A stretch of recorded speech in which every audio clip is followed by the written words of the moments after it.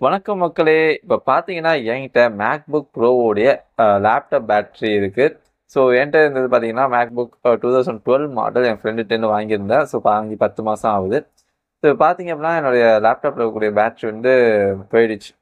So என்னடா இது போயிட்டே இப்படி ஆயிட்டு, என்ன பண்ணலாம் அப்படின்னு சொல்லி யோசிச்சிட்டே இருக்கும்போது பார்த்தீங்கன்னா, நெறையா விஷயங்கள் வந்து முயற்சி பண்ணேன். பேட்டரி மாத்தலாமா? இல்ல இது வந்து ஏதாவது பாதி வழிக்கு தள்ளிடலாமா?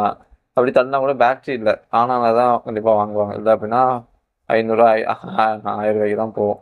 ஸோ அப்படி பார்க்கும்போது ரொம்ப யோசிச்சிட்டே இருந்தேன். என்ன பண்ணலாம் அப்படின்னு சொல்லிட்டு பண்ணும்போது தான் யூடியூப்ல வந்து சர்ச் பண்ணேன்.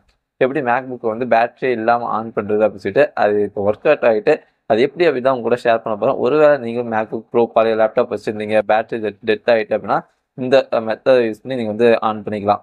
அது எப்படி அப்படிங்கிறத பார்ப்போம். லேப்டாப் பார்த்தீங்கன்னா ஆன் ஆயிட்டு. ஸோ பேட்டரி வந்து என் கையில தான் இருக்கு. பட் இந்த பழைய மாடல்ல பார்த்தீங்கன்னா, உங்களுக்கு பேட்டரி இல்லாம ரன் பண்ண வைக்கலாம். அது எப்படி அப்படிங்கிறத இந்த வீடியோல நான் உங்களுக்கு எக்ஸ்பிளைன் பண்ண போறேன். ஸோ அதுக்கு நீங்க ஃபர்ஸ்ட் செய்ய வேண்டியது பாட்டம கழட்டணும்.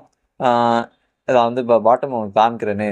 ஸோ சார்ஜர்லாம் பார்த்தீங்கன்னா, நான் ஃபர்ஸ்ட்டு நான் நினச்சேன் சரி சார்ஜர் போயிருக்குமோன்னு நினச்சேன். ஏன்னா சார்ஜர்ல பார்த்தீங்கன்னா, இங்க லைட் ஒண்ணு எரியும். எரியவே இல்ல.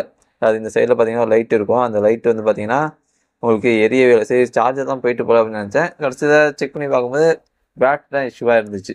ஸோ இப்போ பார்த்தீங்க அப்படின்னா, நான் கீழ வந்து டாப்ல நான் கழட்டிட்டேன். அப்போ ஓப்பன் பண்ணியே காமிக்கிறேன். ஸோ பார்த்தீங்க அப்படின்னா, உங்களுக்கு பேட்டரி ஸ்லாட் பார்த்தீங்கன்னா, நான் எடுத்துட்டேன். ஓகேவா? இங்க தான் பேட்டரி இருக்கும். ஸோ இந்த பேட்டரிய பார்த்தீங்கன்னா, நம்ம ரிமூவ் பண்ணியாச்சு.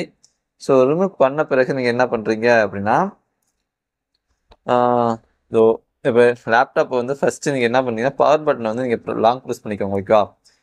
லேப்டாப்ப பார்த்தீங்கன்னா, நான் ஷட் டவுன் பண்ணிட்டேன்.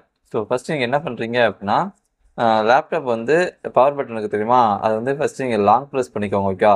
இப்படி லாங் பிரஸ் பண்ணிக்கிட்டே நீங்க என்ன பண்றீங்கன்னா, இந்த அடாப்டர் இருக்கு தெரியுமா? அத வந்து இப்படி ஜாயின் பண்ணுங்க. ஜாயின் பண்ணிட்டு கொஞ்சம் நேரம் அப்படியே பிரஸ் பண்ணிட்டே இருங்க. உங்களுக்கு பார்த்தீங்கன்னா, அந்த பூட்டப் ஃபேன் ஓடுற சவுண்ட் பார்த்தீங்கன்னா, உங்களுக்கு கேட்கும்.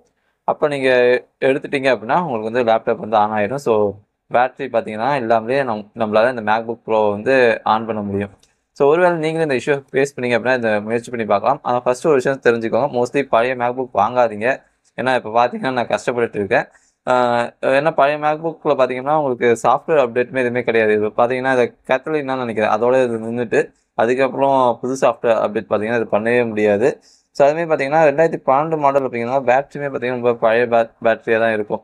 ஸோ அதனால நீங்க அந்த மாரி மாடல் வாங்குறதுக்கு பதிலா எப்பவுமே செகண்ட் ஹேண்ட்ல ஒரு லேப்டாப் வாங்குறீங்க அப்படின்னா, ஒரு 5 வருஷத்துக்கு பழைய லேப்டாப் மட்டும் வாங்குங்க. இப்ப 2024 நடக்குதுன்னா 2019, 2020 அந்த மாரி வாங்கிக்கோங்க.